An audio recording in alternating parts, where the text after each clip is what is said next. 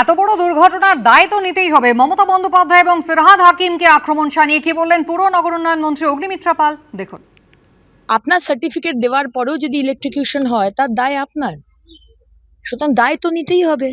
আপনি সই করে দিলেন একটা অত বড় জমিতে পোর্ট্রাস লিজ দিয়েছে, কিন্তু আপনি সই করে তো স্যাংশন করেছেন, তাহলে আপনার তো দেখা দরকার ছিল যে মনিটরিং করার কথা, যে কোনো কিছু মানা হয়নি, শুধু নাট বল্টু দিয়ে 3 তলার বিরাট স্ট্রাকচার দাঁড় করানো হয়েছে, যেটা বলি ফাউন্ডেশন পাইলিং বলা হয়, সেটাও পাইলিং করা হয়নি। 3 তলার ওপর বিরাট টিনের ছাদ, তার উপরে সিমেন্ট দিয়েছে।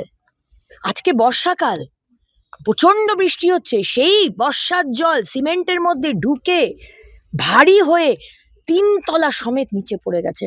আজকে এই লোকগুলো যারা তো মারা গেল, তাদের তো পরিবারগুলো আমার আর আলাদা করে কিছু বলার নেই, কিন্তু যারা ধরুন মারা যায়নি, যারা ওই 14 ঘন্টা 15 ঘন্টা ওই চাপা পড়ে রয়েছে, আমার বুকের ওপর একটা বিম, আমার পায়ের ওপর একটা বিম, চারিদিকে অন্ধকার, আপনি নিঃশ্বাস নিতে পাচ্ছেন, এই যে কষ্টটা, এর দায়